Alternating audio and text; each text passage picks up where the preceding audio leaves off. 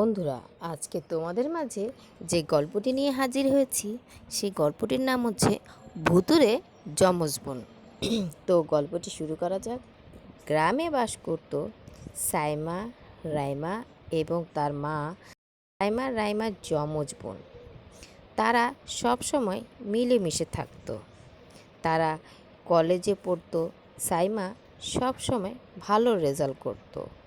রাইমা পড়ালেখা ভালো ছিল না। সাইমা রাকিব নামে এক ছেলের সাথে সম্পর্ক ছিল। সাইমা রাইমার বাবা এই গ্রামের জমিদার ছিল। জমিদার বলে তার বাবার খুব অহংকার। কেউ যদি তার মুখের উপর কথা বলতো তাহলে সে তার লোকজন দিয়ে তাকে মেরে ফেলতো। সাইমা যখন কলেজে আসতো তখন রাইমা শ্রেণীকক্ষে জানালা দিয়ে কাগজ ছুঁড়ে মারত যাতে সাইমা রাকিবের সাথে দেখা করতে পারে। তখন রাইমা শ্রেণীকক্ষে ঢুকে বলে, ম্যাম, সাইমাকে ছুটি দেন, বাবা খুব অসুস্থ। এই বলে সাইমাকে রাকিবের সাথে দেখা করাতো। একদিন তার বাবা সন্দেহ করে, তাই সে সাইমার পিছু নেয়। সে দেখে সাইমার রাকিবের সাথে কথা বলছে। যখন সাইমা চলে যায় তখন সাইমার রাইমার বাবা এই ছেলেকে কিডন্যাপ করে জঙ্গলে নিয়ে যায়। এরপর তার লোকগুলো তার পেটে ছুরি ঢুকিয়ে তাকে মেরে ফেলে। এর পরের দিন পুলিশ রাকিবের লাশ জঙ্গল থেকে খুঁজে পেল এবং লাশ নিয়ে গেল।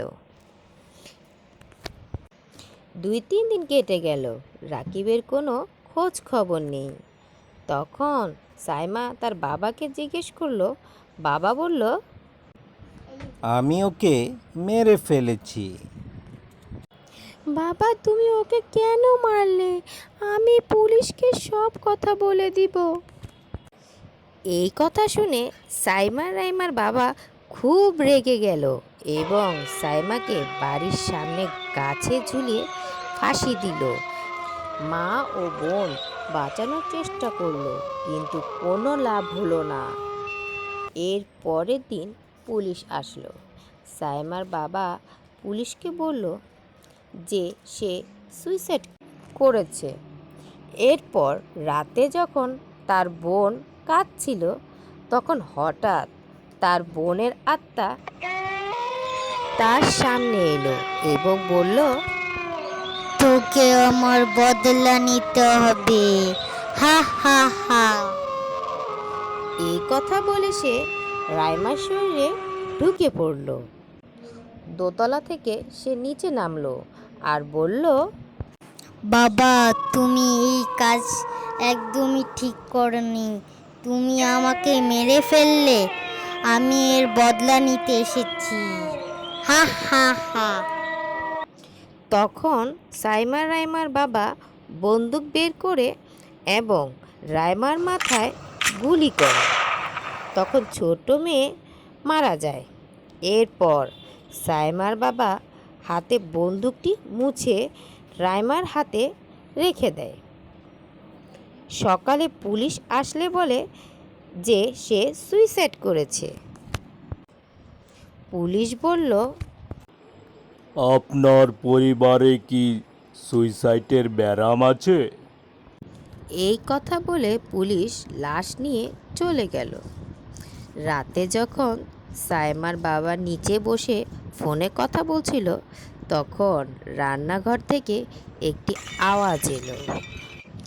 তখন সাইমার বাবা রান্নাঘরে যেয়ে দেখে ভূত আছে। সে চিৎকার করে দৌড় দিল এবং তার লোক সোহাগকে ডাকলো আর বলল, রান্নাঘরে ভূত আছে। তখন সোহাগ রান্নাঘরে গিয়ে দেখে রান্নাঘরে কেউ নেই।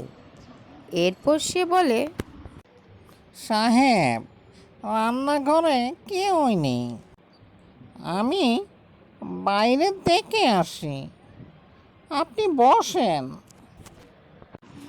এরপর সোহাগ বাইরে যায়। সাথে সাথে সাইমা রাইমার আত্মা সোহাগকে গলা টিপে মেরে ফেলে। এর পরের দিন পুলিশ আসলো এবং লাশ নিয়ে চলে গেল আর বলল, আমি আপনার উপর নজর রাখবো। রাতে সাইমার মা যখন বিছানায় বসে কাঁদছিল তখন সাইমার রাইমা আসে আর বলে, মা, তোমাকে প্রতিশোধ নিতে হবে। এরপর চলে যায়। মা নিচে নামে এবং বলে, তুমি কেন আমার মেয়েকে মারলে? আমি কাল পুলিশকে সব কথা বলে দিব। তখন সাইমা রাইমার বাবা রেগে গেল এবং ছুরি নিয়ে যখন মারবে তখন তার দুই মেয়ের আত্মা হাত ধরে এবং ছুরি ফেলে দেয়। তখন সাইমা রাইমার মা দৌড়াতে থাকে এবং এই গাছটির সামনে যায়। এরপর তার পিছন পিছন সাইমা রাইমার বাবা আসে। সাইমা রাইমার তার বাবাকে গাছে ঝুলিয়ে ফাঁসি দেয় এবং সাইমা রাইমার আত্মা চিরদিনের জন্য চলে যায়। বন্ধুরা, গল্পটি যদি ভালো লেগে থাকে এখনই আমাদের চ্যানেলটি সাবস্ক্রাইব করে দাও। আল্লাহ হাফেজ। আসসালামু আলাইকুম।